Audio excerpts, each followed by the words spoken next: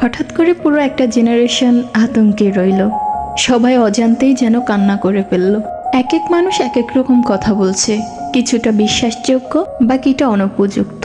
হঠাৎ করে একটা প্লেন এসে ফুলের মতো নিষ্পাপ শত শত শিশুদের জীবন কেড়ে নিল।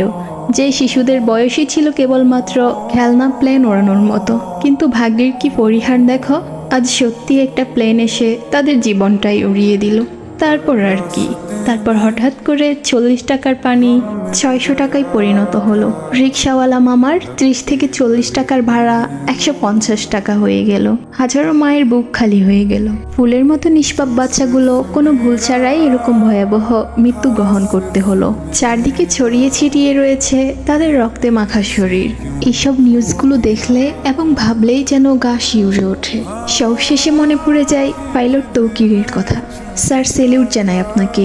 আপনি নিজের জীবন বাজি রেখে বাচ্চাদেরকে বাঁচানোর কথা ভেবেছিলেন। সে চাইলেই কিন্তু নিজেকে বাঁচাতে পারত, কিন্তু সে নিজেকে বাঁচিয়ে কি লাভ? শত শত বাচ্চাদের জীবনের কাছে তার জীবনটা তুচ্ছ। এটা আমি ভাবছি না, হয়তো সেই ভেবেছিল।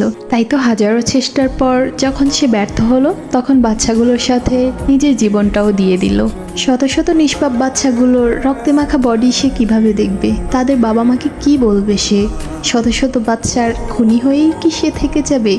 এইসব ভাবতে ভাবতেই হয়তো সে তার জীবনটার কথাও ভুলে গেছে। তাই তো সে নিজের জীবন না বাঁচিয়ে বাচ্চাগুলোর সাথে না ফেরার দেশে চলে গেছে। পরিশেষে একটাই কথা বলবো, যেসব বাচ্চাগুলো এখনো হাসপাতালে মৃত্যুর সাথে লড়াই করছে, আল্লাহ তাআলা যেন তাদেরকে খুব তাড়াতাড়ি সুস্থ করে দেন। এবং যেই বাচ্চাগুলো না ফেরার দেশে চলে গেছে, আল্লাহ তাআলা যেন পরপারে তাদেরকে সুন্দর একটা জীবন দান করেন, তাদেরকে যেন বেহেশতের ফুল করে রাখেন। আমিন।